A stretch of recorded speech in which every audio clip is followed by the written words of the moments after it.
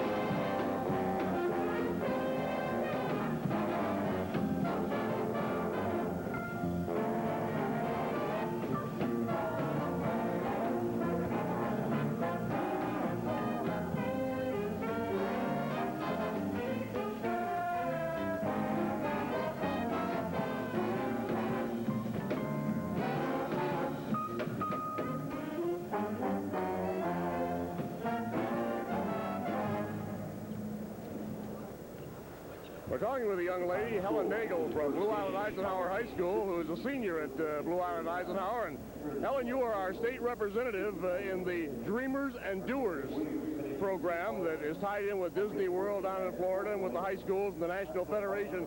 Tell us something about it, will you?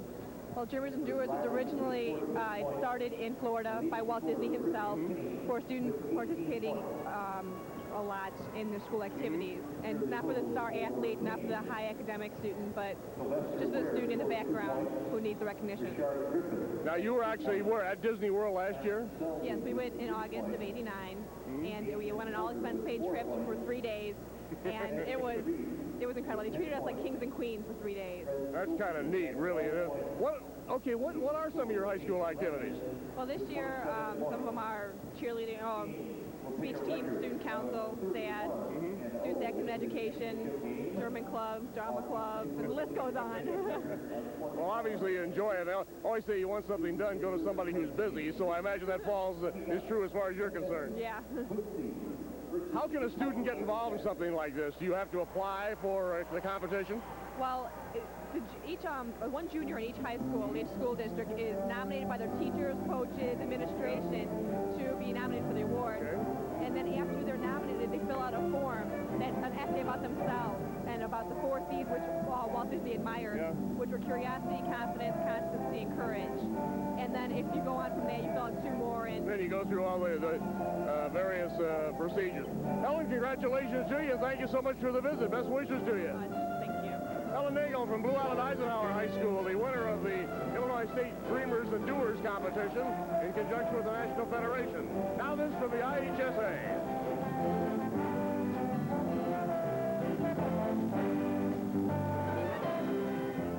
Jackson lets fly. Goal! Jackson won the game! Price is having away. The ball is stolen by Smedley. He shoots. He scores! Horton launches the jumper. No good. Rebound. Gamble is good. And Bowman says, tip it to me. Cobb tips it. Grabbed by Smith. He shoots. He hits it. The game is over. Morgan Clark has won it. It's March Madness. Now, relive the incredible history of the Illinois High School basketball tournament on one fabulous cassette. Meet the great players and coaches. See the unforgettable teams, the powerhouses, and the sentimental favorites. the wild finishes, the classic thrillers. March Madness, now yours. Just send check or money order for $32.95 to this address or call toll-free 1-800-621-0660. That's 1-800-621-0660. Major credit cards accepted. Order now. There are only 3 teams left for the crown, and one of the coaches trying to get it is Jerry Leggett from Quincy. Before we talk about your game with Gordon Tech coming up, let's talk about last night's game with Chicago Heights Bloom. That was a classic. What were your thoughts during the game? I don't think you were all that happy with the way your team was playing, were you? No, we didn't execute very well. We played better in the first half, but we got out of our game plan the second half. You know, without the talent that we've had some years in the history of Quincy, we have to do the things, a few things very, very well, and we have to stick to that. And we got out of our organization and our discipline, which we depend so much upon. And so I wasn't really happy. It wasn't a pretty game, but it was a winning game anyway. Do you stop Gordon Tech's Klein Smith, or you just worry about the other guys? We have to do a little bit on him because I know he's capable of 40 or 45 points, but it's a similar situation to playing against Brandon Cole. You've got to stop the other guys too. And they're a very well-disciplined, physical team, you know, and we could be in trouble on the boards this afternoon. Sweat it out, man. Good luck. I will. Thank you very much. That's Jerry Leggett of the Quincy Blue Devils, and now stepping in, Steve Pappas of Gordon Tech. Congratulations on yesterday's game. Your response to Mr. Lipniski. Well, I'm just glad Mr. Lipniski isn't playing today. We had a phenomenal performance. We had a heck of a time just trying to contain him. I take my hat off to him, but also to our kids as well for coming from behind in the second half and getting the job done. You like to push the ball up the floor. You scored a lot of points last night. You're able to do that. Klein Smith can also run the floor. Do you want to dictate Quincy's tempo? They'll probably try to slow it down on you. Oh, I don't know. Quincy likes to run too. You know, they get the break going off of their defense. I think it's clearly two exciting teams. Yeah, we like to get the ball up the court if we can. Try to dictate a little bit more of the tempo with our defense. You can't let Quincy just come down and run their special plays all day long. And I think that's a big factor in today's game. Steve, you haven't lost for so long. That's got to be a confidence builder no matter what, whether it's a semifinal game or a championship game or whatever. Yeah, I think that's another factor that you have to give, Rolling Meadows. They're the same way, but I think our guys haven't lost since December 1st, and they always feel that they're going to win the game. I think that's a very important ingredient that you can't put it's not a black and white factor or anything. You can't put a touch on it. So I think, yeah, we're very confident that we can win, and that's what we're here for. And you slept like a baby last night, right? Oh, yeah, very calmly. There was nothing, there was no excitement at all involved with this. Good luck to you, Coach. Thanks a lot. Slept like a baby, woke up crying every 15 minutes. We're back after this from one of your network sponsors.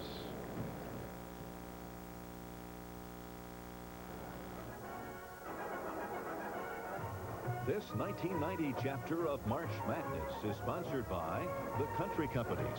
When it matters most, the country's behind you. The Illinois Pork Producers, the 10,000 pork producers of Illinois, encourage you to try the new lean, nutritious pork, the other white meat. And True Value Hardware. For quality, selection, and personal attention, make True Value Hardware your store of first choice. Well, Don Robinson, Assistant Executive Secretary of the Illinois High School Association, certainly a familiar figure on these telecasts. And Don, you had a whale of a tournament again. So far, Art, it's been a great one. 3 games left. You got to keep your fingers crossed, though.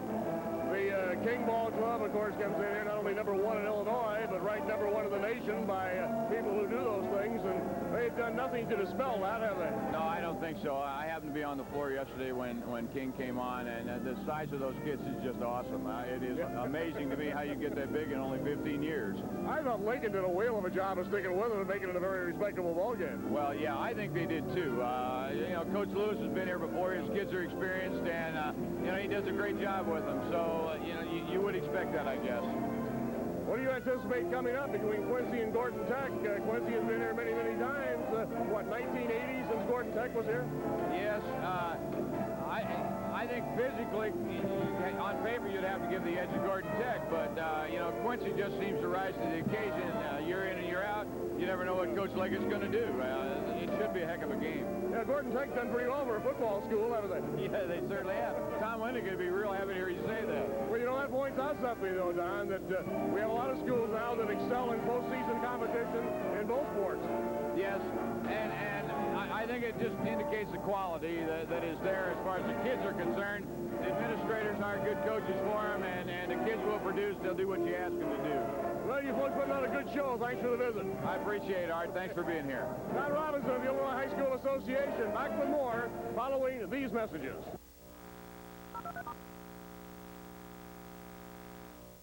Teams left alive for the state championship in 1990. Two of them are there on your screen. The Blue Devils of Quincy, 26-5. The Rams of Gordon Tech in Chicago, 29-1. One will be the champion with or Martin King.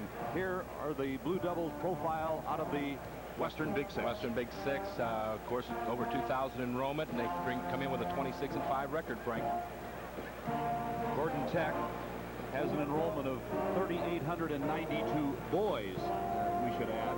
That's the orange and white from the Chicago Catholic League, and that is a team that has not lost a game since December the 1st, 1989, when they lost to De La Salle by the score of 62-58.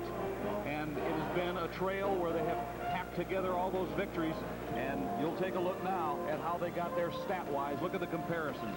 The field goals are pretty equal. Quincy shoots a little bit better from the field. Of course, free throws are both quite equal there. Gordon Tech, a more physical ball club, has a slight or heavier rebounding advantage over Quincy. Another way that these teams match up is out on that court with some size for Quincy with the height. Perhaps the matchup, though, physically goes to Gordon Tech. Oh, I don't think there's any question about it, Frank. Physically, Quincy just has the one big physical kid all the time in there, and that's Tim Johnson. They do split the post with play between Tom Lepper and Wilper. But the key offensive people for Quincy come from their guards, Banta and Weemhainer, the all-state soccer player.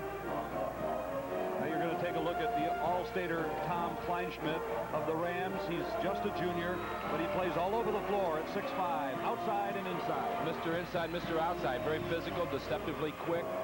Gordon Tech is a physical ball club. The interesting thing I think we're going to note here, Frank, in this game is Gordon Tech is a physical team, likes to play the man-to-man defense.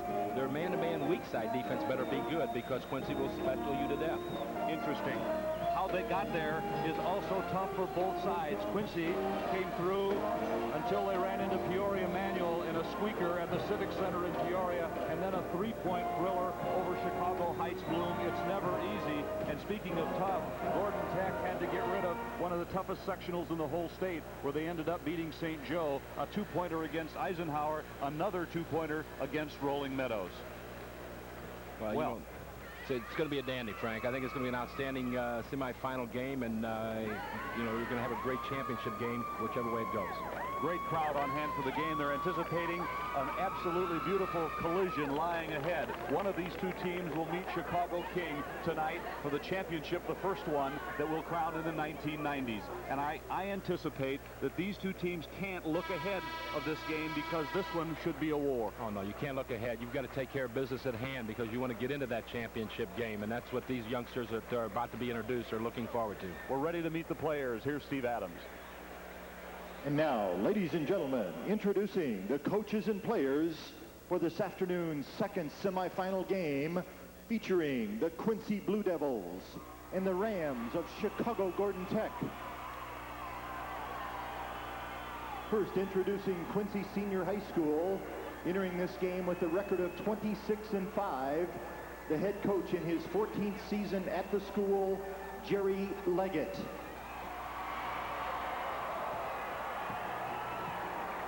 Assistant coaches Tom Berry, Gary Handrick, and Shane Barnes.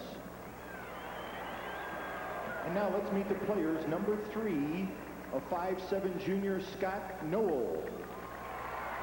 Number 10, a 6'1" senior, Ted Meyer. Number 12, a 5'10" junior, Chris O'Connell.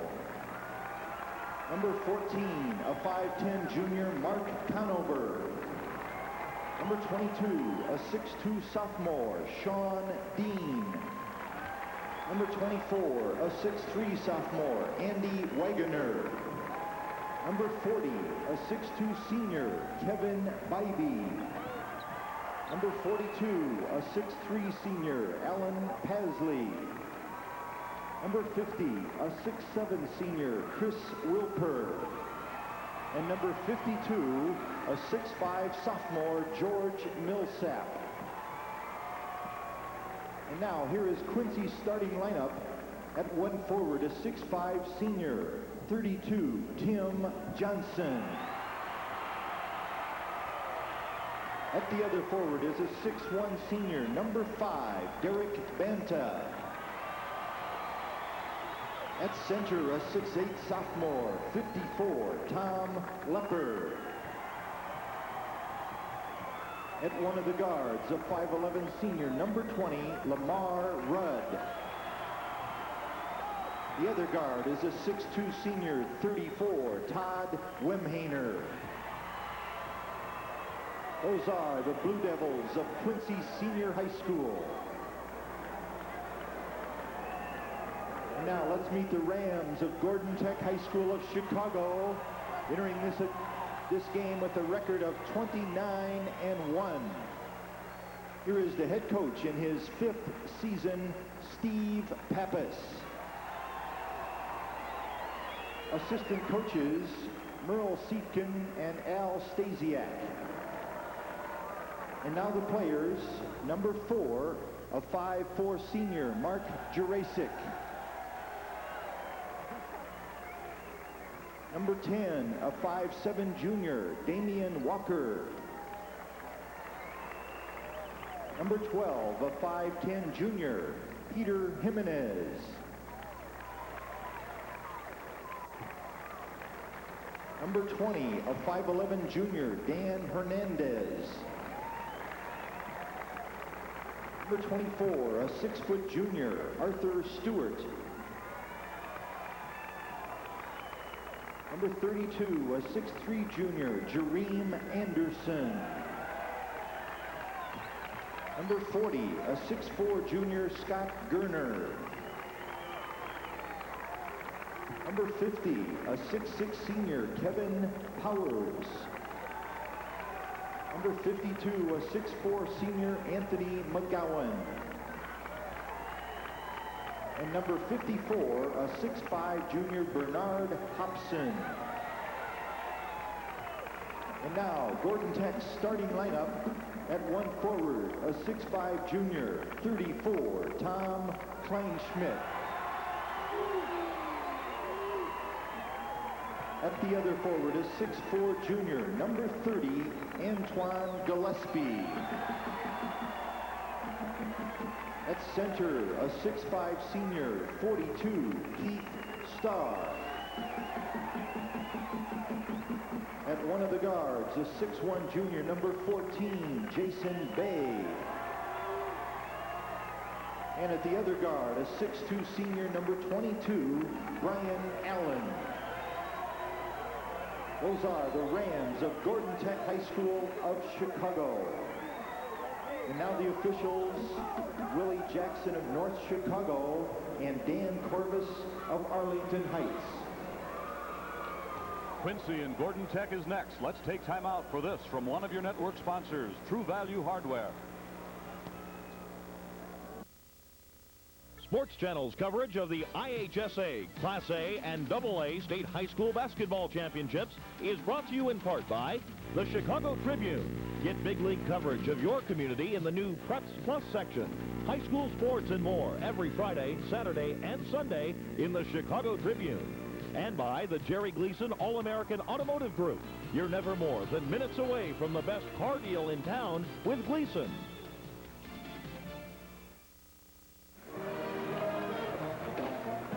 From the north, it's Gordon Tech and Cook County. In the Western Big Six, the West, it's Quincy. North against Downstate.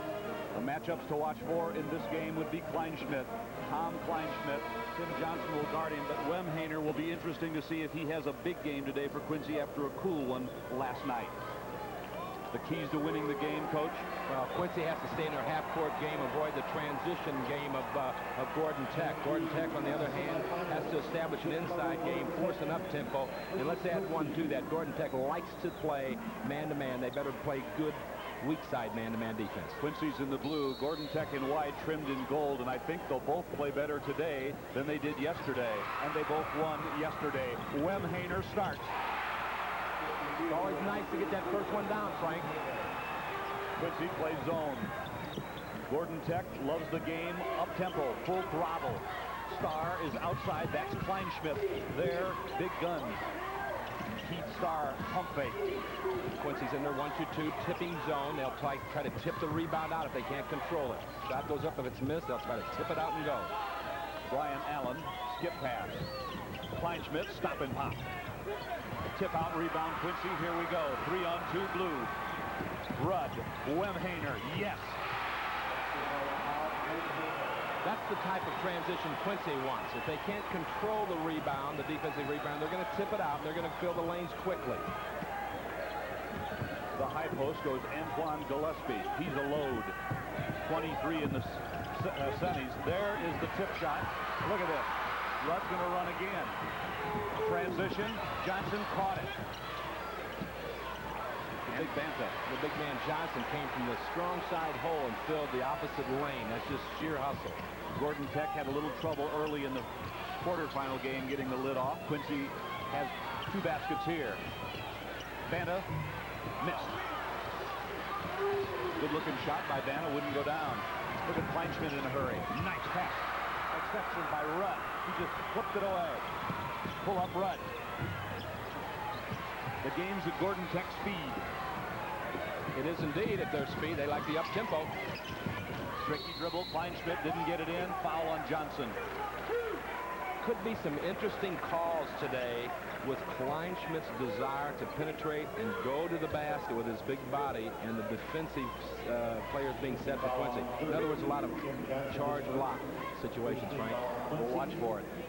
Before the game, Jerry Leggett told me, I hope Conzo Martin doesn't play in a third-place game, and I thought he was referring to his knee and that maybe he'd strain it, but he meant Quincy wanted the third-place trophy. I don't know, that's a lot of smoke. Quincy wants the first-place trophy. That's a lot of bait. That's bait. You didn't bite that, Brad, did you? Oh, no, I wasn't biting. Kleinschmidt, a truly remarkable young high school athlete. He struggled last night at the free throw line. 4-1 Quincy. 6-10, we just started. King won the front game over East St. Louis Lincoln, ending the reign of 3 consecutive titles for the Tigers. Johnson to Wemhainer.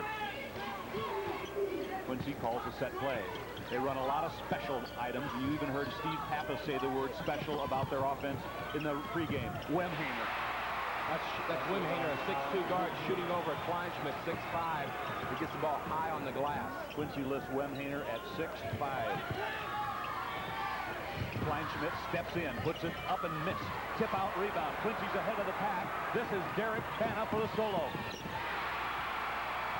That very play causes you to worry about the defensive responsibility. There's a lot of pressure, and Coach Pappas went to timeout for Gordon Tech. The blue is up at the Assembly Hall and screaming. Quincy's in the lead. Now this from one of your network sponsors, Country Company.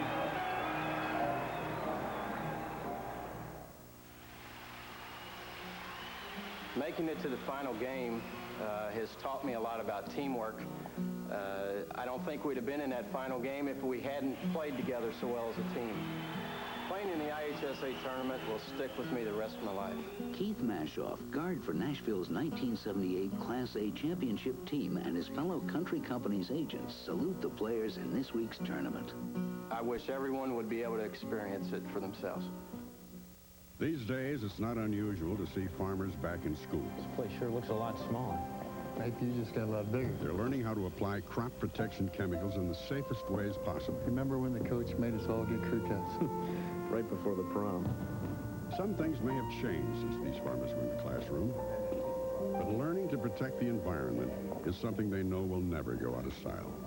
I suppose you're going to want to borrow my nose again. Brought to you on behalf of the American farmer by the makers of Dual Herbicide. It's Quincy who has gone to the transition game early. Todd Wemhainer. Well, Frank, that's out of their 1-2-2 defensive set. You call it a 1-2-2 tip-and-go defense. And here you see Banta the same way. Nobody was back on defense for Gordon Tech. And that's the concern that Coach Pappas has for his ball club, is to remind him somebody's got to be back. And the only way you're going to stop that tip out is to shoot a better percentage, go to the offensive board yourself and control that board, or get somebody at the free throw line to stop the receiver. Gordon Tech is 0 for 3, as you saw, field goal shooting. And the Rams turn it over. Steve Pappas, in his 5th year, Grand Canyon College. He went to Mather High School in Chicago. This is Lamar Rudd. He's the point guard. Quincy sets up in their offense. They leave the center open, and a foul on Tech. Frank, look for some back door. Gordon Tech likes to play hard man-to-man deny defense. By that I mean in the passing lane, denying the next obvious pass to be made by Quincy. So look for weak side people to flash and catch the ball for Quincy, and then try to burn somebody back door. Quincy up by 7. Wemhainer steps in with the left hand. Rebound, Lepper tips it out. Johnson tracks it down. Tim Johnson, who is a reluctant shooter, but a good one, helped Quincy last night on the boards, free throw, the works. Here's your back door.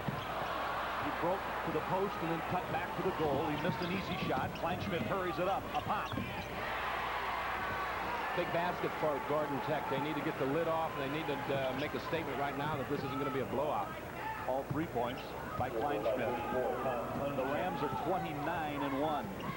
They beat Rolling Meadows 72-70, and Mike Lipniski lit it up for 43. Whirling to the goal, Tim Johnson.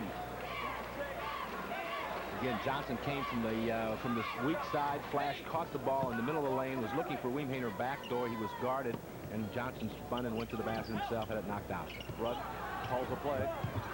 Inbounds it comes, and Rudd finally got it, and he is in trouble along the baseline and loses it. Aggressive. Oh, there's Wemhainer. Anticipated the long bounce pass and cut in front of Gillespie. That's from soccer. Yeah, you know, he's a great athlete. The young man is never out of conditioning. I mean, he's in great condition. He can run forever. Bounce pass to the baseline. Bana stepped in. Kleinschmidt got a hand on it.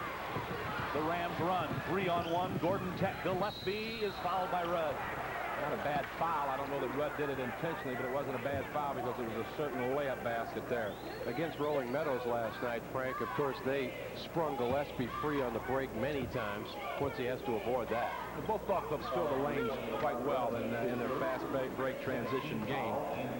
You know, the officials are letting them bang a little bit on the glass, which might be to the advantage of a Kleinschmidt and a Lepper, a Johnson. They can have games if they will. Gillespie is another one of the sparkling junior class of Gordon Tech. It's an 8-4 Quincy lead as Tech has scored 3 in a row. Who will play King for the title? Gordon Tech pushes Quincy's offense way out on the court. Wemhainer runs inside. Good defense right now by the Rams. Wemhainer has it slapped away from him. 2-on-1. Allen, yes sir. It was a clinic on the fast break. Good ball handling, run the floor very well. This team averages 84 a game, Gordon Tech. There's a lob to the goal. Nice play, and Lepper got it down from Wemhainer. Well, screen from the backside for the sophomore Lepper, and he rolled and caught the lob and laid it up and in. And there's that weak side defense. You got to be cautious if you're going to play man-to-man against Quincy. Good call. 2:50 left in the first quarter. And for Gordon Tech, who has a longer bench than Quincy, they get Bernard Hobson, a 6'5 junior in the game. 54 and 32, Jareem Anderson, another junior at 6'3. Kleinschmidt has a 3 on the way. It's down. The big kid's got a nice touch, a nice release on his jump shot. He just planted and fired it in, and Gordon Tech is within 1. Rudd bounces in the front. There's another lob to the goal. Rudd's got an easy one. One special after another. They'll keep running that, pushing it down your throat until you do something, adjust and stop it.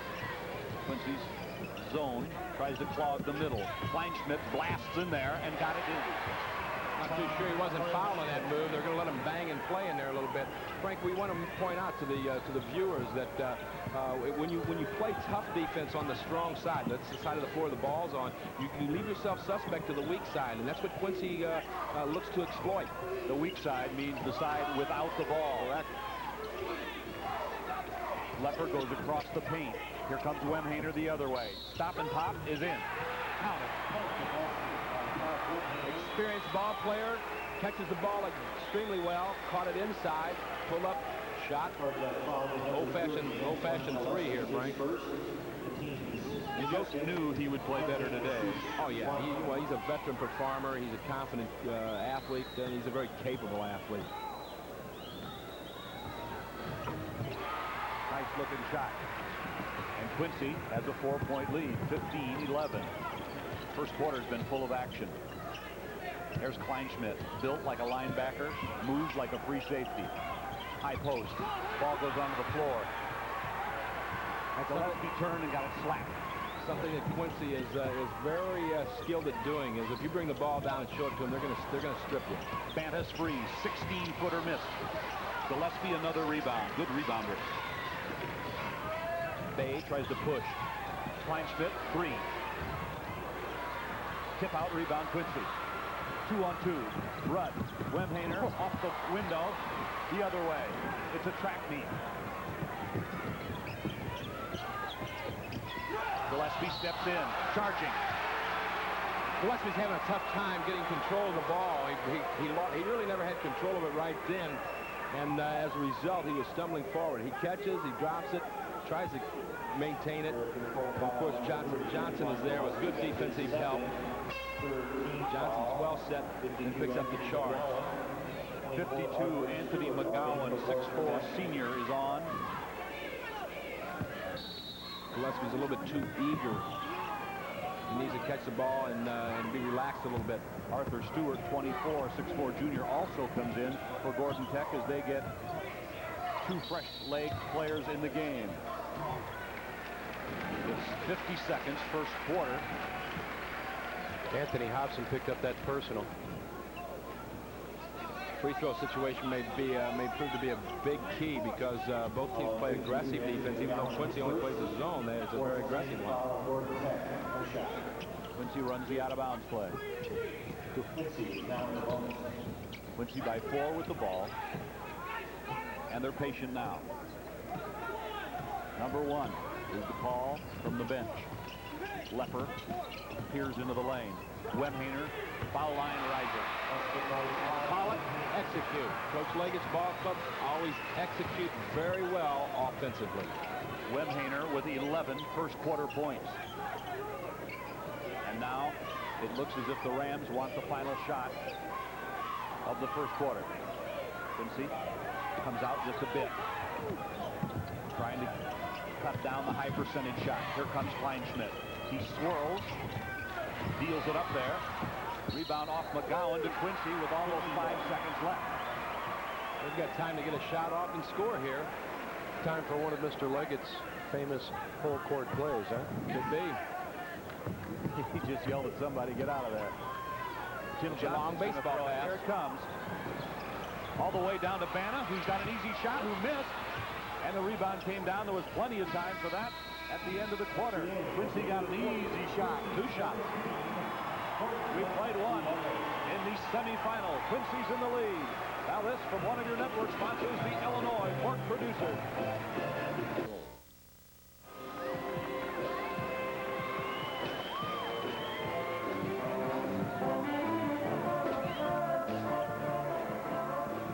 Tonight, Chicago Kings will play for the championship after East St. Louis Lincoln meets the loser of this game for 3rd. King will try to become an undefeated champion. The last time that happened, Coach Jerry Leggett took Quincy through 33-0 en route to the 1981 AA crown. And some of these fans saw that one, and here they are again. You know, Quincy gets, first of all, it's tough. Johnson throws the ball the length of the court, right on the money. He's going to Bradley on a baseball scholarship as a pitcher. And there's one shot, there's another shot here. A Timber comes up, or could have come up on the rebound. You know, if you're a Gordon Tech fan, if you're waiting for Quincy to destroy themselves, beat themselves, don't hold your breath. Jason Bay is outside. Quincy rarely beats themselves. They take care of the ball, and they're tough. Passing team outside, nice touch by Brian Allen. He zipped that one in. Did you notice the boxing one on Kleinschmidt that time down the floor? Brian Allen often guards the other team's top scorer. Now Bay hawks Lamar Rudd. A lot of screens down low. Quincy is tough to play man-to-man against. Inside Wemhainer. And Banta got hammered down there. Well, they're very active, and they're in their continuity approach to the offense right now with a lot of screens, a lot of rotation in the pivot area across the lane, and the kids look for one another. Frank, a lot of people say, well, Quincy's vulnerable. They've lost 5 games, but you got to remember that 2 of those games were Rock Island games. They were second in the state as far as ratings. Then they lost to Peoria Central by 1, and they also lost to Chicago King by 2. So they lost to Central on a night when the Lions rained 3s on them. 7 straight by a guard in the 3rd period. Quincy by 5. Starr shoots outside, and a rebounding foul against Banta of Quincy.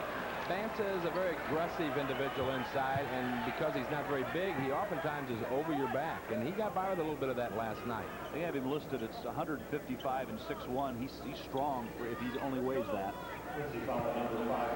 Check out the defense of the Blue Devils after the ball is inbounded. Inside Bay. Ooh, did you see Brian Allen try to spot up, and he might have shuffled the feet? It's a boxing 1 defense with Banta guarding Tom Kleinschmidt man for man, gentlemen. Wemhainer tracks the ball.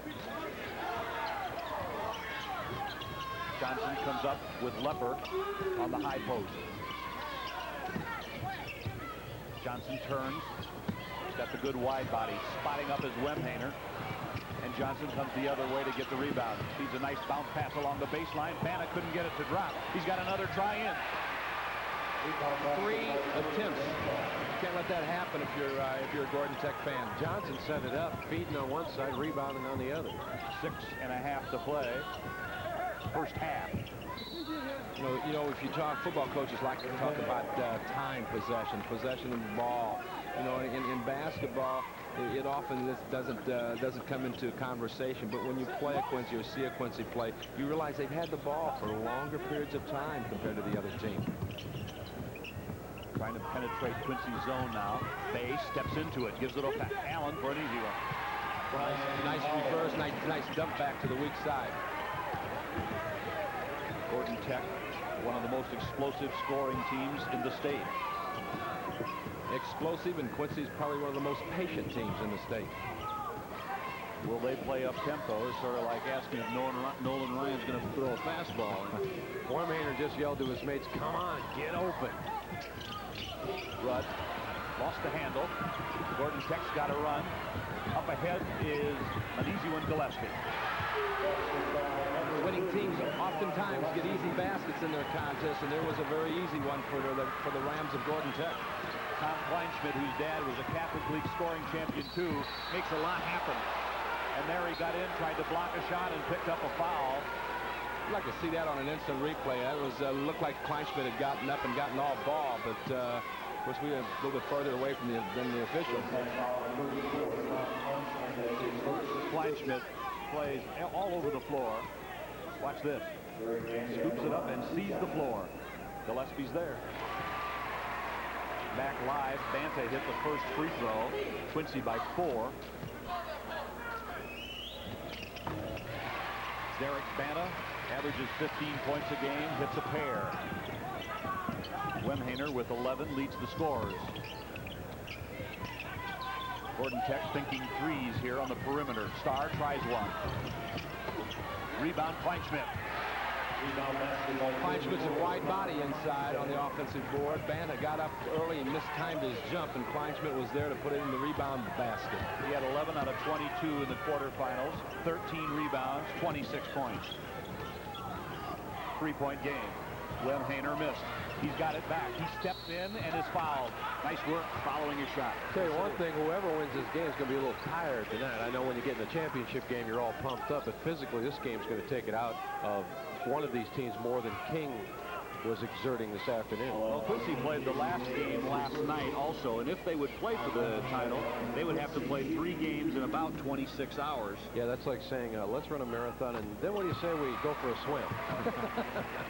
It's like, well, it's a good point, but then as you say, when it gets down to the end of it, and the state title's on the line, 17-year-old people seem to find energy.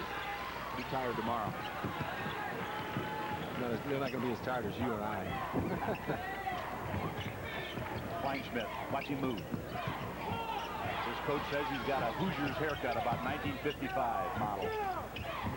But he's a 90 player. Gillespie is 2.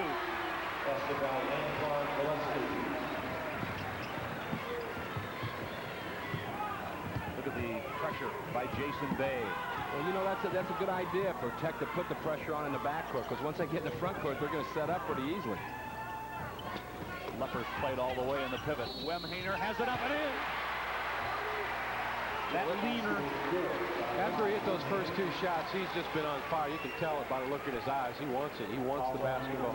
Well, he's a streaky offensive ball player, but he always comes to play. You know, it just depends on it. He breaks in. They're looking for a back door to Johnson. Johnson's covered because Kleinschmidt fell off to cover that passing lane, and Wemhaner just took up the strong offensive move. You know, the good offensive ball players are kind of leaning to the basket just ever so slightly, and they draw fouls. They draw foul. Gillespie has 3 now. A big play both ways. Wemhaner, a 3-point play on Gillespie's 3rd foul. The referee's calling some whistles. He won't let the player, and he said no. Now he says yes. The senior Wilfer replaces the sophomore Lepper.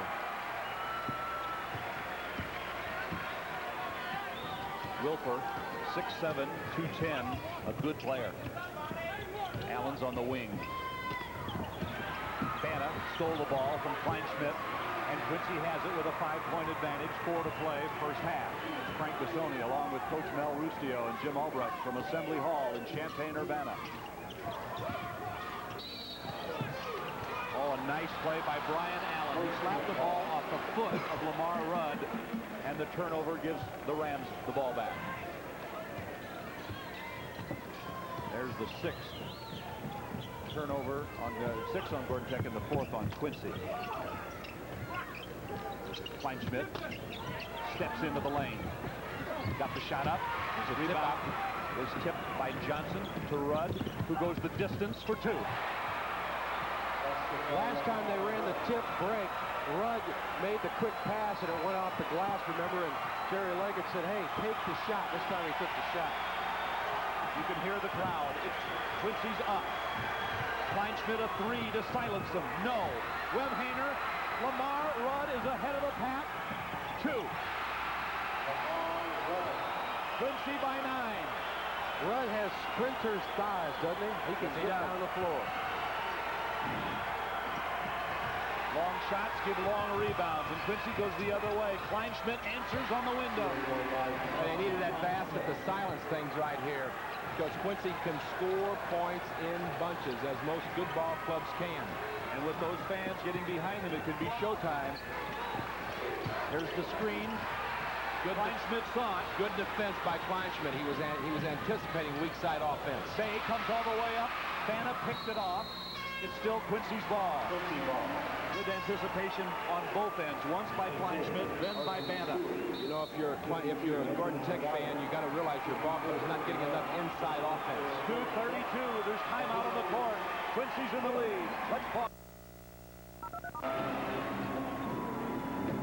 Here's the... Lamar Rudd has contributed to that. Well, Lamar Rudd runs the break very well. That Quincy will fill the lanes extremely well. Rudd can put the little extra afterburners on. He goes in, he leans in, draws the foul, scores there, or he oftentimes will draw the foul. That time he didn't.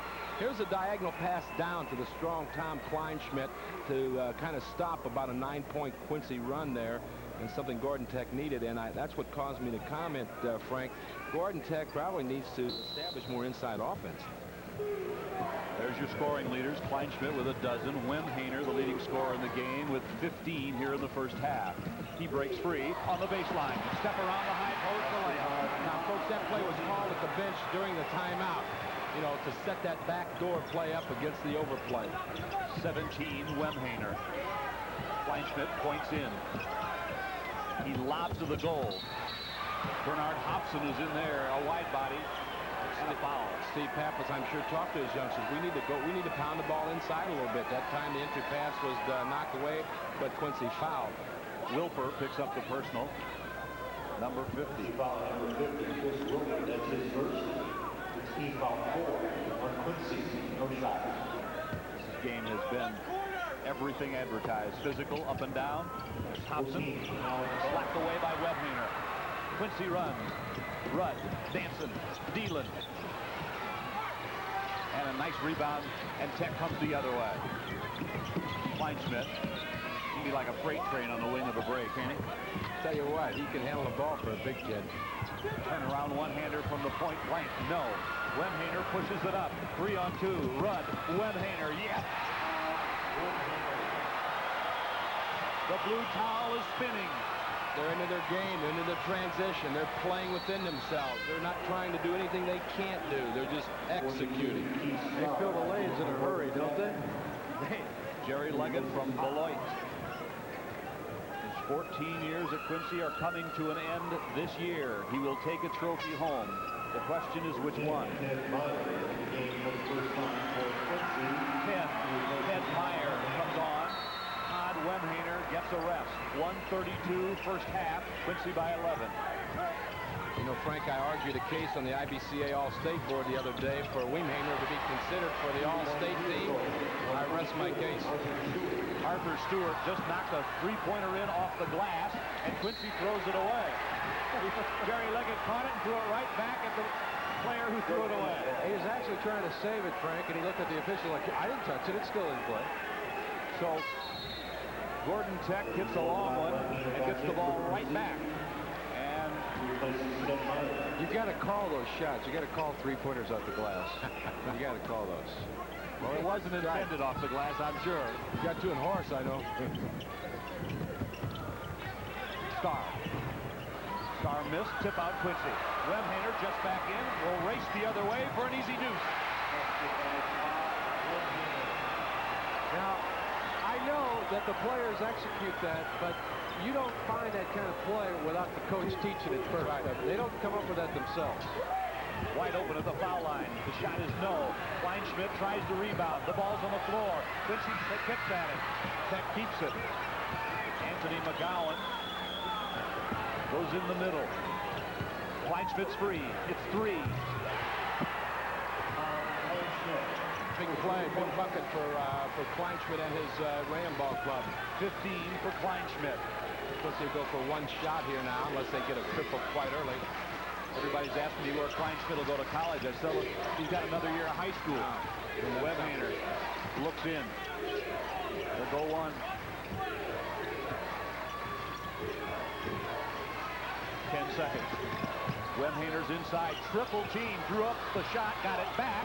It's on the deck. Wilfer. Now Tim Johnson. Johnson again at the buzzer and a foul.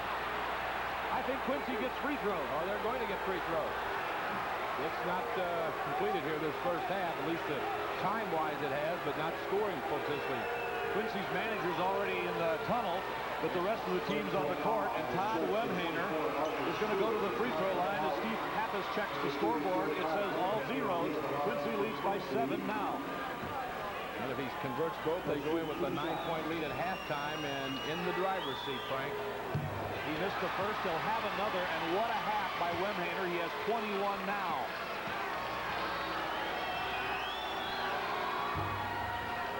A 22-point half gives Quincy an 8-point lead. And the Leprechauns work overtime. We'll be back in a moment at the Assembly Hall. Let's take time out for this. So please remain inside the building. And now,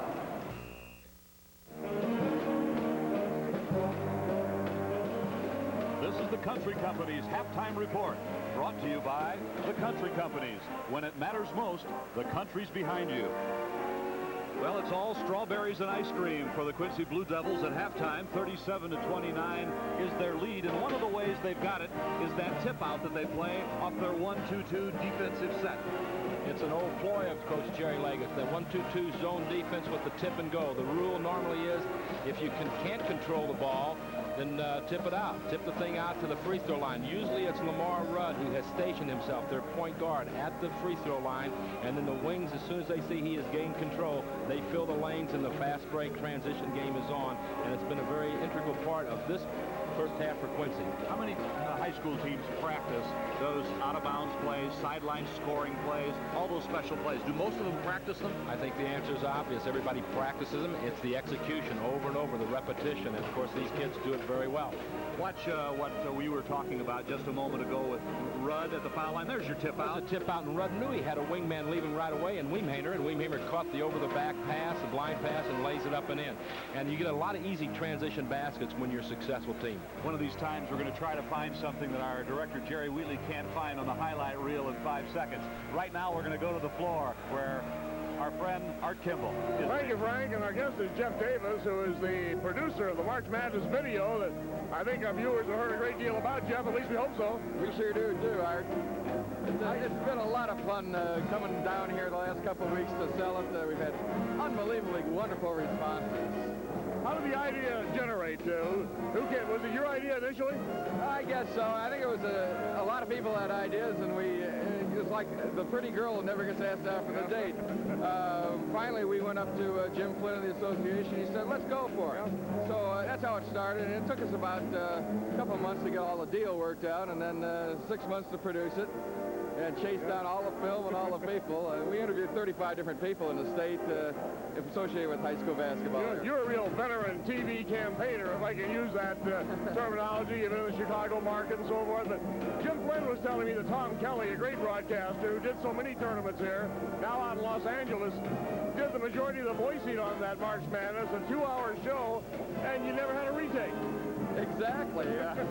I've never seen anything like Tom's performance. He got in that studio and just talked and talked and talked, and then he said, let's go and have a cold beer. Well, I thought we ought to mention a Kelly on St. Patrick's Day, didn't you think? Well, the color green, I guess, is very appropriate, Art. Jeff, let me ask you this. Of all the things you did to prepare the video, what was most enjoyable to Jeff Davis?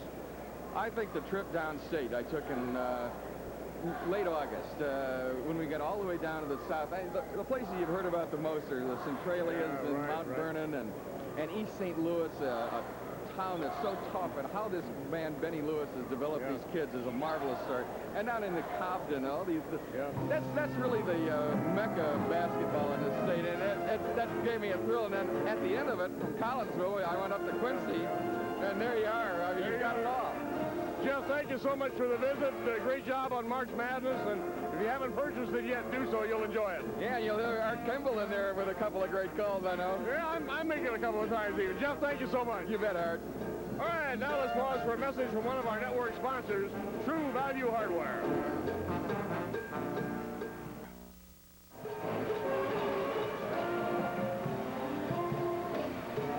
The numbers on the first half.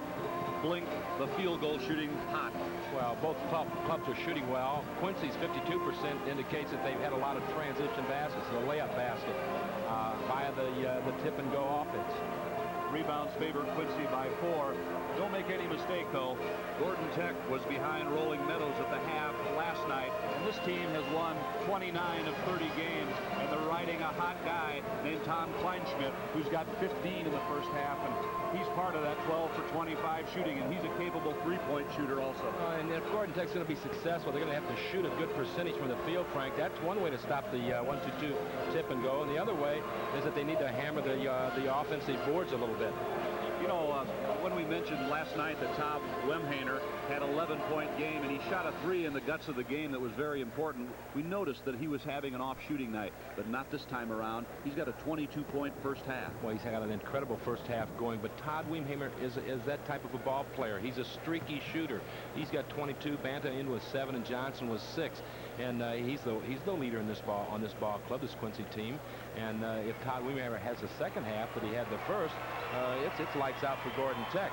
Gordon Tech has to establish, I think, an inside offense, and they need to stop the tip out, Frank. Anthony Gillespie had 23 in the quarterfinals. You can see he was held to 5. Can't hold Kleinschmidt, who averages 27.5. He had 15. Brian Allen added 6 for Gordon Tech.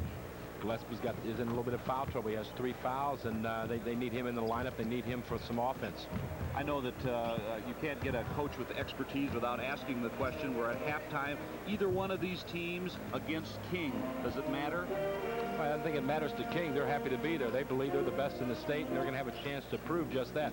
The interesting thing we all know is that if it's Quincy in that championship game, it's going to be their 3rd contest in about 28 hours. Will Quincy have enough oomph if that be the case? Of course, Gordon Tech's got the job cut out for them to get there. We're going to come back at the Assembly Hall for the second half of Quincy and Gordon Tech in just a moment. Now this from one of your network sponsors, Country Companies. Sometimes you think that March Madness is just a highlight reel they bring out in March on a weekend and roll it like this. I tell you what, there's such great talent. There's the tip and go. There's the no-look pass from Lamar Rudd to Todd Wiemeyer. And those are the transition baskets, the easy baskets that Gordon Tech must stop if they're going to come back on this Blue Devil ball club. Lamar Rudd is next, and he's the point man on Quincy's trigger, and watch him go. Number 20. He makes it happen, Frank. They know he's going to be stationed at that free throw line, and here's where he kind of just gets a little clutch and go, leans in, backs in, protects the ball, and gets his shot off with his body between the ball and the man. Speaking of bodies, Kleinschmidt goes 6'5" and about 200. He's a great physical ball player, and as we've noticed, he's deceptively quick. And he's going to be a fine college ball player after another year of high school ball. You saw him outside and inside just then. We're set now for the second half. Quincy will start with the ball at center court at Assembly Hall. Todd Wemhaner just yelled out number 2, and we're set for action. Watch for a lob back door. Watch for a lob back door. Out of bounds off Quincy. You know, a young man that's been a little bit quiet needs to come on for, I believe, come on for Gordon Tech and help him is Keith Starr. Starr is 6'5" at center. He's number 42. He guards the top post player as a rule for Tech.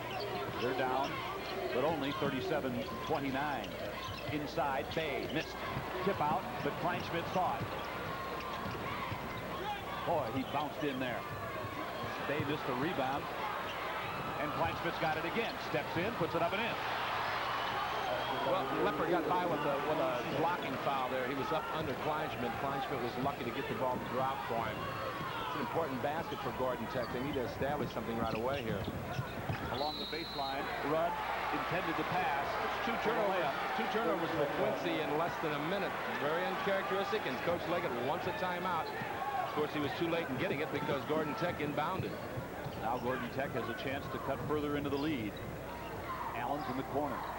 Stars at the high post. There's that pop you were talking about. Too hard. But Kleinschmidt knocked the rebound in, and he's fouled. And Kleinschmidt has got the Rams right back there.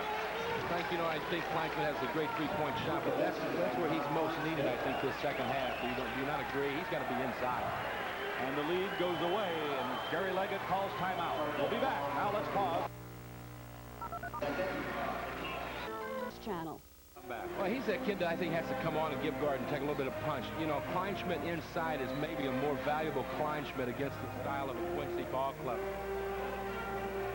And here he comes again from another angle. The strength of Kleinschmidt got the basket and the foul. The old-fashioned three, and you know you need that against this Blue Devil ball club. I don't think they can afford to have Kleinschmidt putting up threes always outside. He's got to be active inside also. Yeah, he plays outside a lot. He made 63 threes coming into the tournament. He struggled the whole tournament at the free throw line. And Quincy with a 4-point advantage brings it down. Who just joined us, the Blue Devils are wearing the blue. Tech. Chicago South. Wemhaner has got it. He may have pulled a hamstring. Oh man, that is a shame. Todd Wemhaner is grabbing his left leg. I think when he tried to stop suddenly here, trying to get away from the defender, watch him here being defended closely by Allen. He's coming down the floor. See here where he stops right here, and he pulls up lame right here. And I think it may have been a hamstring, either that or if he's fortunate, maybe just a muscle cramp. One of the officials asked him in front of us here what happened, and he said, "I don't know." Let's hope it's a cramp. Yeah, if it's a cramp. Can be okay. There's a very good look at what's going on the court here at the Assembly They're Hall. working on it like it is a cramp, because if it's a hamstring, the last thing you're going to do is get your fingers in there and knead it. They've been trying to just kind of rub it out. So, and if it's a cramp, you know, he can work that out. Maybe troubled with it. Usually that happens by a little, you know, you get a little of the potassium out of your body and a little salt out of your body by playing so much in a short period of time. That may be what he's experiencing. Jerry Leggett was exchanging pleasantries with the official, and I don't think he'd be doing that if it was a hamstring, although he's not going to play for a while, I'll tell you that. He may be talking about the next call. Don't forget, ladies and gentlemen, tonight we'll start at 6 o'clock before the tip-off with Taylor Bell and Chuck Brady, the sports writers, and then the game at 6 will feature East St. Louis Lincoln against the loser of this game, followed by the AA championship for 1990. Chicago King, unbeaten and ranked #1 in the nation, goes against the winner here. Too much time in this game for Quincy to be without Todd Weemhainer. Banta is 5. Into the game was Ted Meyer, a 6'1 senior, #10, replacing Todd Weemhainer. 6:42 to play in the third quarter. We'll mark that down. Watch a special here, Frank. Watch a lob. Here's Banta. He's wide open, but Kleinschmidt covers him up. Banta got it around him and down. Banta plays bigger and stronger than he is. Brian Allen. Banta picks it off, intended for Kleinschmidt. With Gordon Tech, you got to be a little frustrated with that. They scouted them last night. They knew they threw that. They did it in the super sectional. You got to anticipate better than that. Wilper out at the high post. Remember, he doesn't start at center. The sophomore 6'8 does. He's the senior at 6'7. Myers on the wing, the same Pillay. Lob to Banta, steps in, swatted away by Keith Starr. Nice play on the defense. Quincy will keep it, but Starr saved an easy goal. Jason Bay got his hand on the last one. Oh, here's a point-blank lob to the blind man. You know, you just got to be alert at all times. You know, you can't go to sleep. They're going to exploit you if you just lackadaisical at all. Quincy's Todd Weemhainer is behind their bench with the trainers from the Assembly Hall. You know, and Quincy. Well, the amazing thing here now, that the Quincy kids have really executed. He went out and there was a 4-point difference. While he's out, his teammates expand the lead. They've got the ball up 8. Now you're taking a look over there, and that's Weemhainer. Now you can see that he's sitting back down, rubbing his leg, hoping to work out whatever that problem is. Rudd. Look at Gordon Tech's pressure man. They got Quincy pushed out. Back door. Johnson fakes, falls. He didn't want that shot. Brian Allen is fouled by Banta. Coach Leggett's upset with Tim Johnson because the backdoor man was open. He just needed to deliver the pass. Now, Jerry, I don't think he's going to tear his suit today. Lost the knee on his suit yesterday in the first quarter. He's all excited. Brian Allen, #22. Oh, nice shot. Right ahead by Antoine Gillespie. Gillespie can warm it up a little bit. He averages 16.4. For Gillespie, that's 7. But remember, he's playing with 3 fouls. Child wanted something called on the bump. Quincy by 6, just under 5 minutes, third quarter. Banta. And Jason Bay picks it off. Kleinschmidt looked like he wanted that 3. Crowd responds again. Ted Meyer bumped on Kleinschmidt. They thought Kleinschmidt may have traveled a little bit, but he did not. It's a big possession here for Gordon Tech. There you Starr's go. all alone. Down. Wilper blocked him twice, but Starr got it the third time. There's Starr coming alive a little bit. He's got to do things inside a little bit for this ball club if they're going to be successful in their comeback attempt against the Blue Devils. 4 players wait to get in, 3 for Tech. Johnson kicks it out to Lamar Rudd. The 5'11 senior calls the play.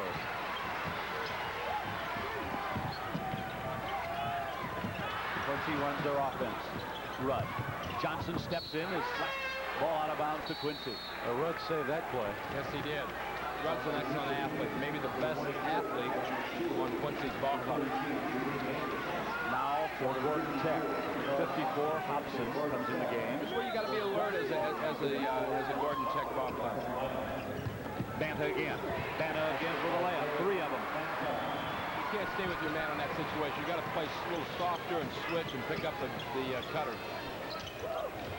A long shot outside, rebounded by Hobson. Arthur Stewart fired up the 3, and Hobson blasted in for the rebound and picked up the personal.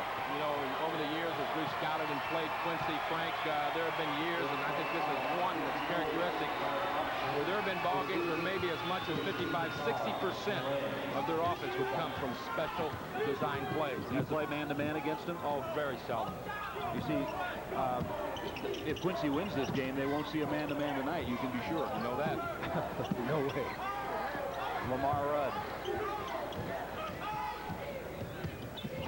Remember Todd Wemhaner, Quincy's leading scorer, who scored a bundle, 22 in the first half of this game, was injured and went out. Some injury to his left leg. Meyer is in for him, missed that shot. Tech has the ball, and they're down 6. Stewart comes right on up and shoots. Quincy's tip out comes to Meyer. Gordon Tech went for their offense too quickly. Meyer bounces in for a deuce. It's a big confidence builder for the Blue Devils to actually get a bigger lead, a larger lead with their all-stater on the floor and Wemhaner. Oh, my, nice move. Kleinschmidt put it on the deck, squared up and drilled it. Todd Wemhaner is up on his feet, walking around. He's got a name that's pronounced more ways than anybody but me. Inside, stolen by Stewart. Kleinschmidt. Swirl. Oh, nice move, Kleinschmidt. Tell you what, folks, you can't appreciate that. That's a large body doing little body things out there on the floor. A 4-point game. 2:17 third quarter.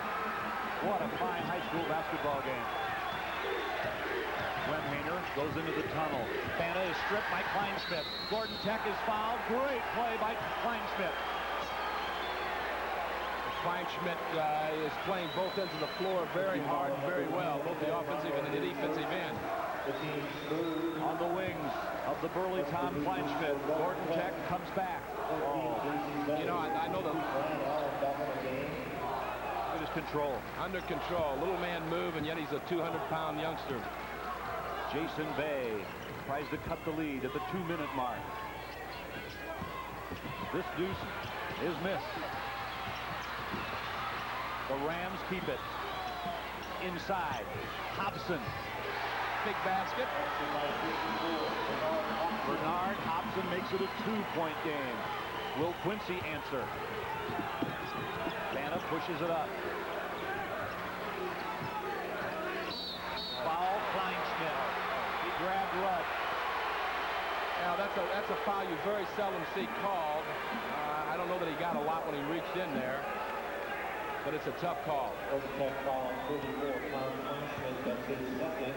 I'm sure as the folks back in Jacksonville, in that part of the state, look at Tom Kleinschmidt, that reminded of a youngster that played for us at Jacksonville by the name of Rick Kahn, who now plays at Wichita State.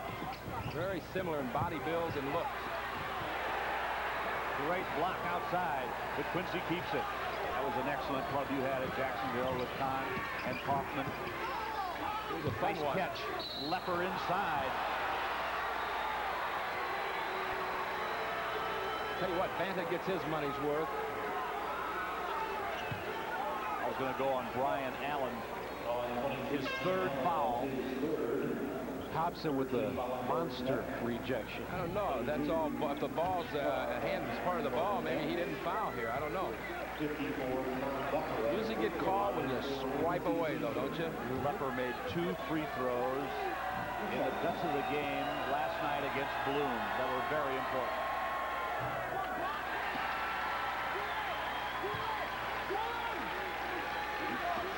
Quincy Blue Devil coach-to-be Lauren Wallace is in the arena. I'm sure he's licking his chops as he looks at this good-looking young sophomore. Now Gordon Tech shoots for the tie or the lead. Foul on Quincy. It's Tim Johnson. May have been on Banta. We'll see which way they go. They could have flipped a coin possibly, Frank, but I think they got it on Banta. They do, and that's 4 on Banta. They lose Banta, and they've lost Weemhainer at least momentarily with the injury. They could be in big trouble. He might have pulled something because he's not come out of the tunnel yet. He may be getting wrapped, you know, very likely. Stars 42 outside with Bay. Quincy in the zone. 1-2-2 zone. Play it rather tight. Allen corner. Short. Rebound all alone. Hobson is there. 6'5" and 215, a junior. Weemhainer has come out of the tunnel. He's got a wrap on, but it's got ice in it. That means he won't be playing. Maybe not for the rest of this game. Maybe not for the rest of the tournament. The game is tied. There's a backdoor move. Rudd is stripped by Gillespie. And now Tech shoots for the lead. That sounds more like a hamstring with ice on it like that. Gordon Tech will take the last shot of the quarter if they can. I think the trainer just gave Jerry Leggett the news, and it's a very dejected Quincy bench. The Leper youngster, I'm sure, is kind of swollen up with tears. I think they just got the word, Frank, that they're not going to have Todd Weemhainer this fourth and critical, crucial quarter. Nice pass inside Hobson. What a contribution by Bernard Hobson. Well, he's a big kid. At the end of 3. Now it's Gordon Tech in the lead and with the momentum. Back after this from one of your network sponsors, the Illinois Pork Producers.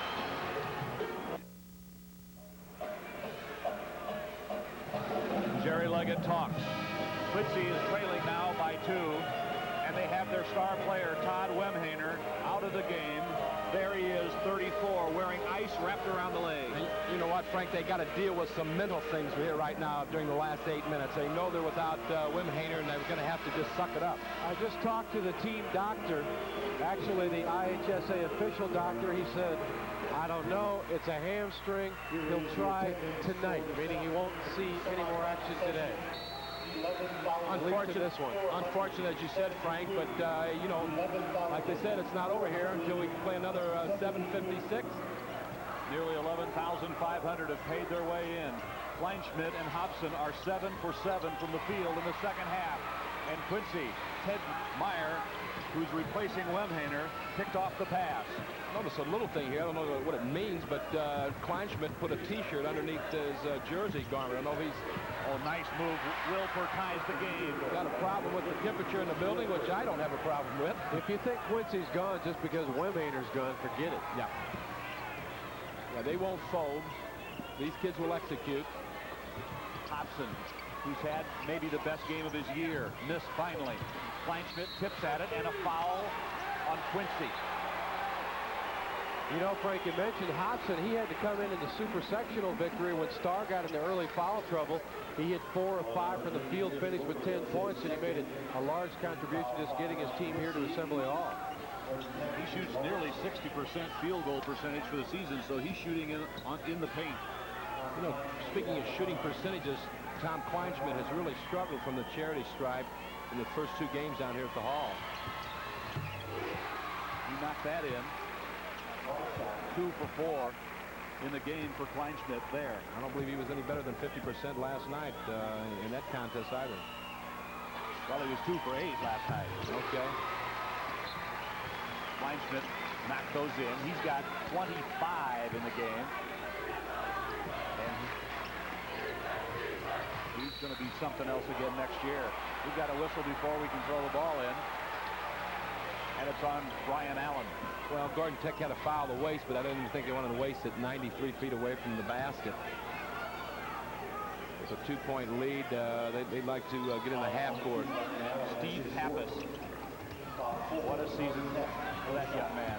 29 out of 30 W's.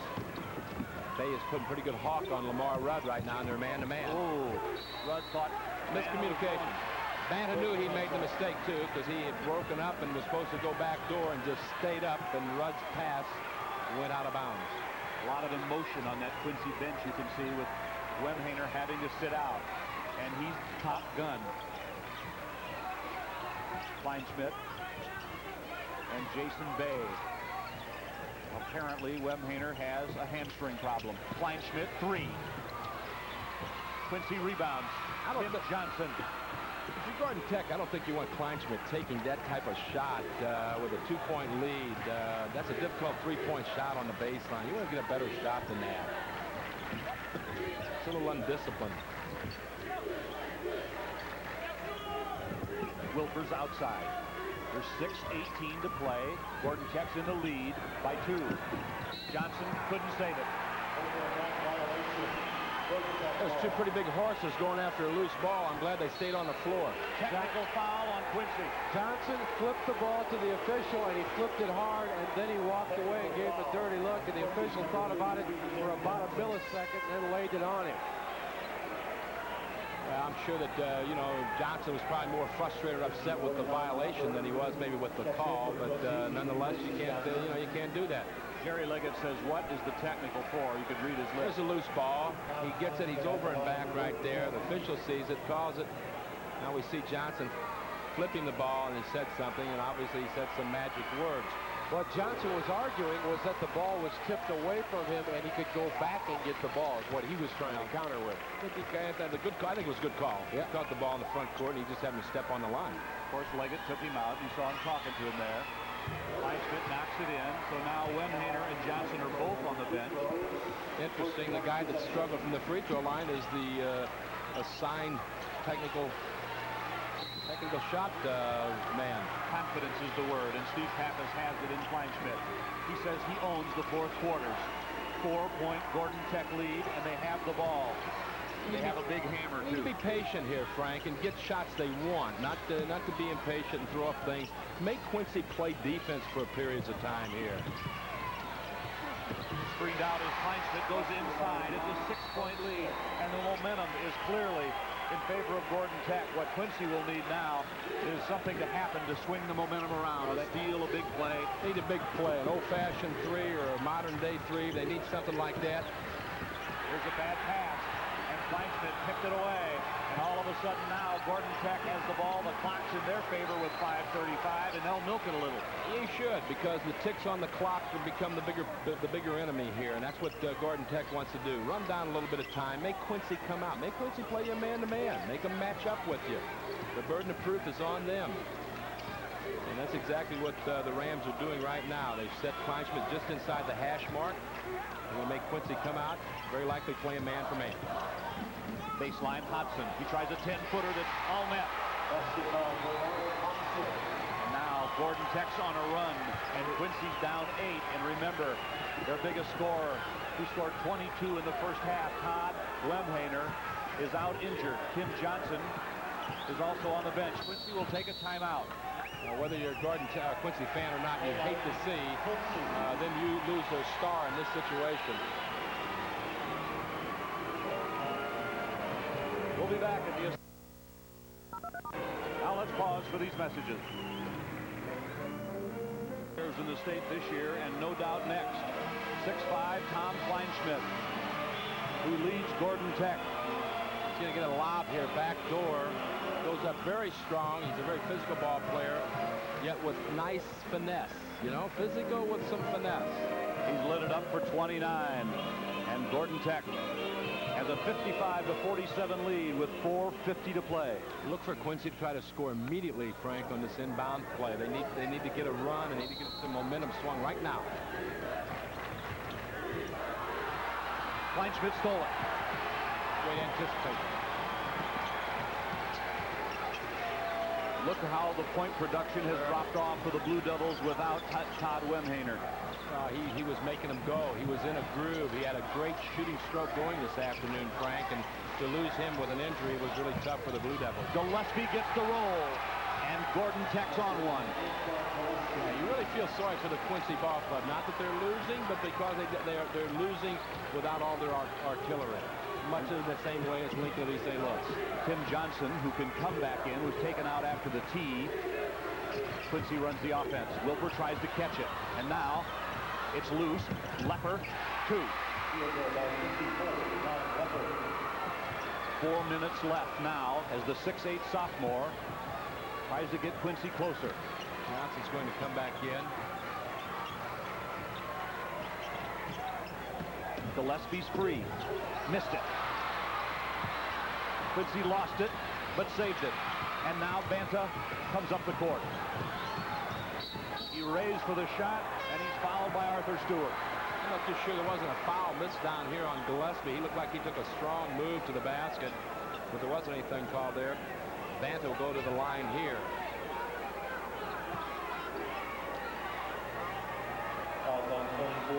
There's Tim Johnson returning. I've got to deal with Lepper. I've got to deal with Lepper for the next 2 years, Frank. You do. That's correct. Young boy. He might be tall. He might grow. He might grow a little bit. Banta throws it in, and Quincy's back within 7 now. Brian Allen replaces Stewart.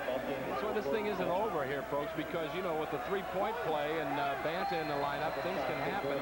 I wouldn't be surprised to see Bybee come back in because he is a shooter, got a great stroke. Gordon Tech needs to milk some time, some ticks off the clock, Frank. They really do. You know, if it wouldn't hurt the young man, you'd be tempted to bring Wemhaner in and lead him on one end. Hobson has really given a lift to the white and gold. Look at Kleinschmidt. A lot of bounce. Here he comes. Right there. Very confident, very confident. Penetrated up the middle, pulled up. Nice jumper.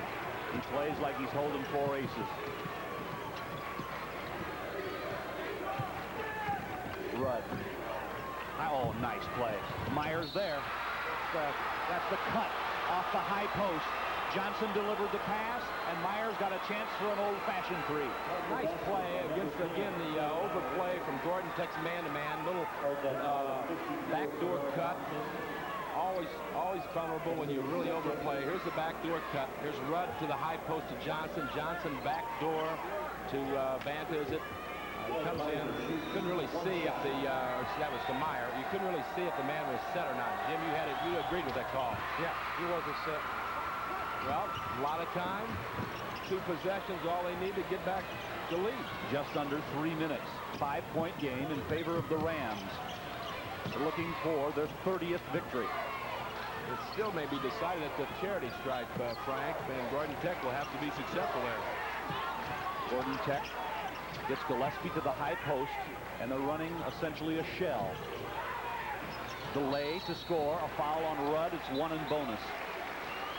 Gordon Tech looks a little confused. They don't look like they really know what they want to do in their delay offense. If they want to attack the basket or if they're going to play sideline to sideline. Right now they appear to be sideline to sideline and up and down the sideline as opposed to going to the hook.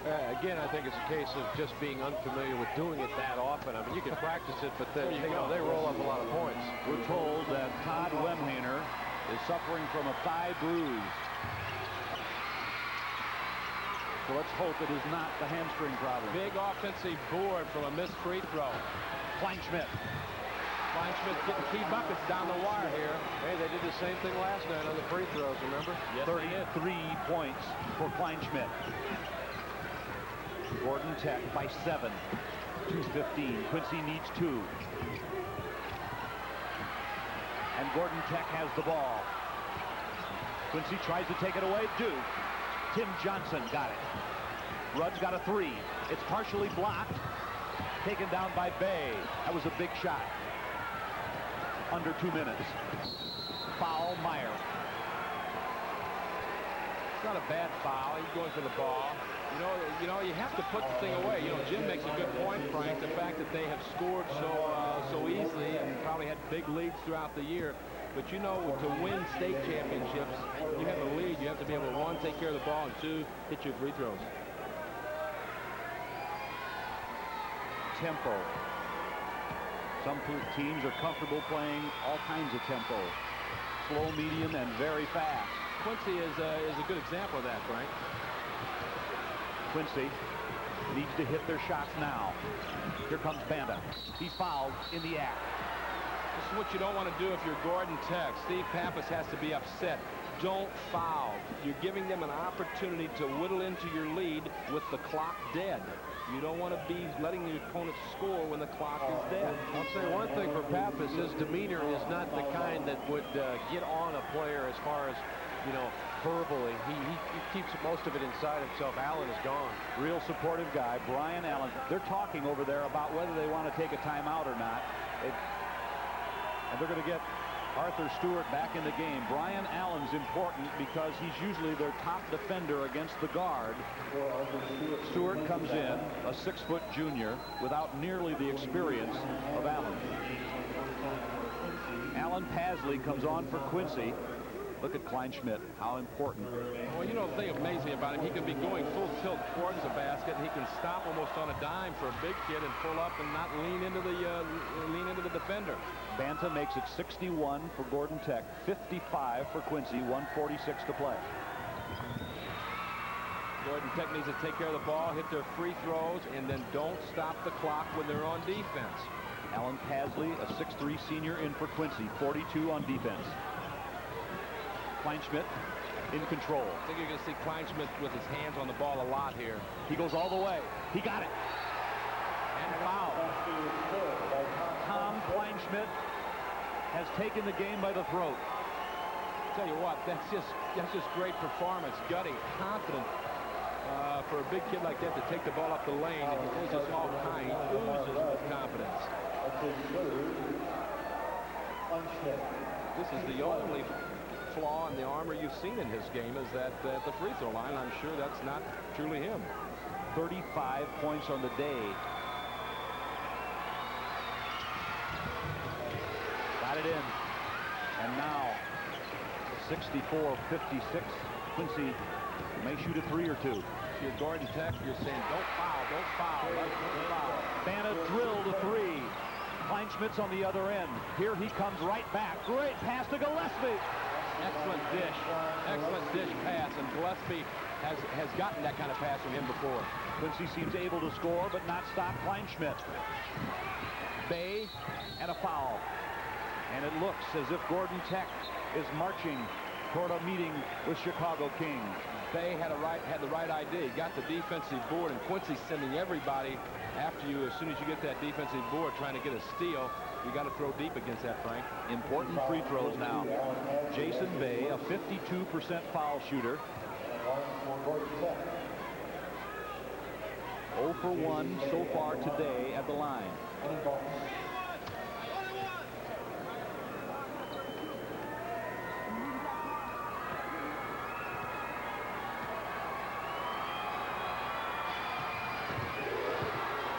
Beautiful touch throws. You got to get him down the line here. Todd Wemhainer. You know, they say life isn't fair all the time. Well, basketball's part of life, and I mean, you know, you have a great game, one of the greatest games you've ever played at State. Wemhainer, and then he pulls something in the leg, and lo and behold, it's just a tie. That's taking nothing away from Gordon Tech because, hey, they turned it on. Rudd slides in. He goes all the way. Left-hander missed. Tim Johnson steps in and scores, and Quincy calls time with 56 seconds left. We'll come back. Now let's pause for this from one of your network sponsors, True Value Hardware. They have. Jerry Leggett has made his last 4 trips here, has gotten a first, a second, a third, and a fourth, and he'll be playing again for a trophy tonight with his Quincy Blue Devils. Here's Banta, who's going to pull up and hit the 3. He's an excellent shooter. All-tournament selection at the very prestigious College Holiday Tournament. Tom Kleinschmidt, 8 out of 9 from the field. Look at the field goal percentage. Gordon Tech, 59% in the money second half. Kleinschmidt, 8 out of 9 from the field, 5 of the 6 from the line. Wow. Quincy has pulled the goalie. They're after you. We got a timeout, and we'll be right back. Let's pause for these messages. David Bruce. Board. It says Gordon Tech by 7. Kleinschmidt receives a baseball pass, and he does other things besides scores. A nifty shovel pass inside to Gillespie for an easy 2. Chicago King, 30-0, eliminated East St. Louis Lincoln in our first semifinal. And now, Quincy is 52 seconds from elimination, but they have the chance with the 3-point rule. Gillespie Johnson. Quincy plays the D. Need a turnover. They don't have it. They got a tremendous collision here.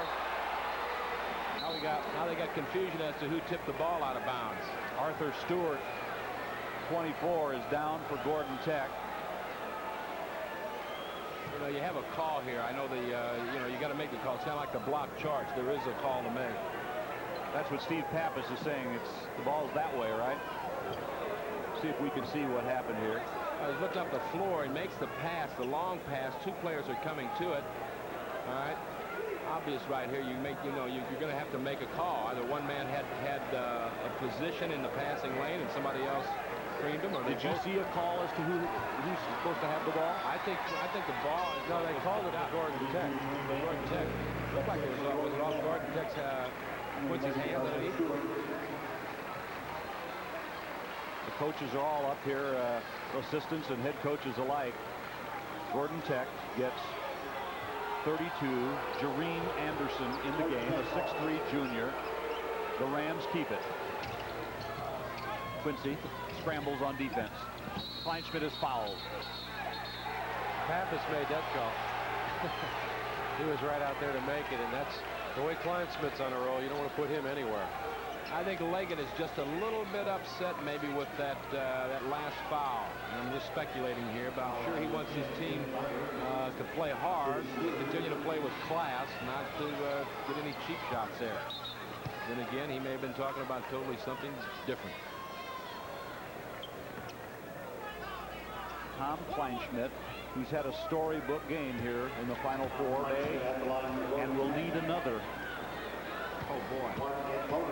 He's going to have a super performance, Frank. There's just no ifs, ands, and buts about it. He's going against a juggernaut, if you will. An unbelievable King ball club. They're so powerful. They're so big. They're so strong. And they're going to play a zone, and they're going to control the boards. Kevin Bybee will come in for Quincy. He's a three-point shooter. He ranks number 2 in the senior class. And there he is there. Rudd goes out. What a career he had at Quincy. And he'll play yet again. Kleinschmidt made a pair. It's a 9-point game with 40 seconds. Quincy needs a 3.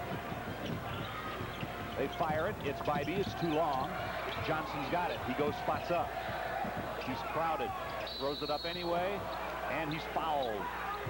And Steve Pappas can't believe it. Well, he's upset that they're fouling, and stopping the clock. You just can't do that. Even if he hits that 3, even if he hits that 3, you drop your lead back down to 6 points or so. But you can't continue to stop the clock, let him score points with a dead. You just could read his lips. You hear him say, can you believe it? Well, when you're 28 seconds away from the state championship game, you don't want the clock to stop. Well, he's not questioning the foul. He's just mad that his player fouled. That's right. That's right. Johnson made the free throw, and he's had only 3 in the game. What you want to do in this situation is have pressure out there on him, but don't foul him. Ball's loose. Quincy's got it. Banta steps in. He put it up, and it didn't go. If he gets that in the foul, that's a 4-point play. 24 seconds left.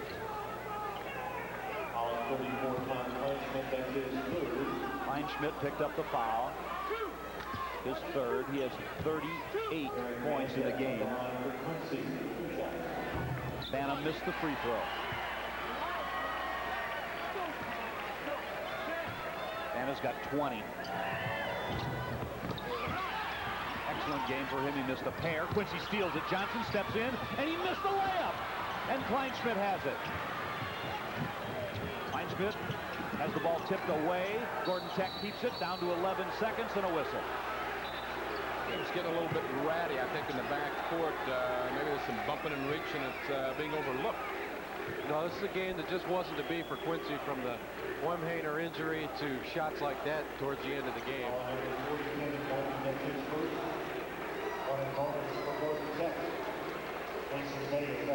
Jason Bay, there's Todd Wemhaner. What a disappointment for the young man. An outstanding first half, some 22 points, and just playing beautiful. Maybe having the game of his career, only to come up with the lame leg and being sidelined here. Wemhaner, the All-Stater. Unfortunate, but as Jim said, No one promised you a rose garden. No one promised you that it was going to be easy. Well, there's thorns in there, even if you got one. That's right. They missed. Gillespie grabs the rebound on the jump ball. The possession arrow is the decider. Gordon Tech. Well, there will be many of those that wear the blue and white. Will say, well, if we had a shot at King, only losing to him by 2 earlier, and so on and so on. But it's going to be Gordon Tech and King. Banta.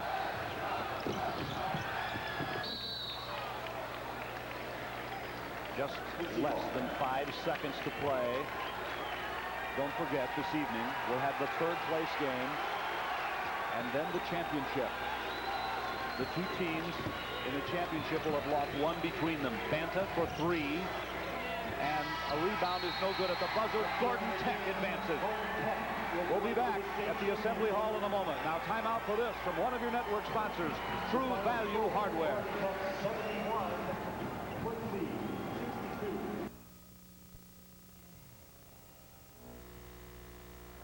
Gordon Tech has advanced, winning 71-62 over the Quincy Blue Devil. Tonight, we'll come on the air at 6 o'clock. We'll have the consolation game. East St. Louis Lincoln against Quincy, 2 storied names in Illinois basketball. And then for the championship, King 31-0, Gordon Tech 30-1. Hope you'll join us then. For our crew at the Assembly Hall, this is Frank Bassoni. So long, everybody.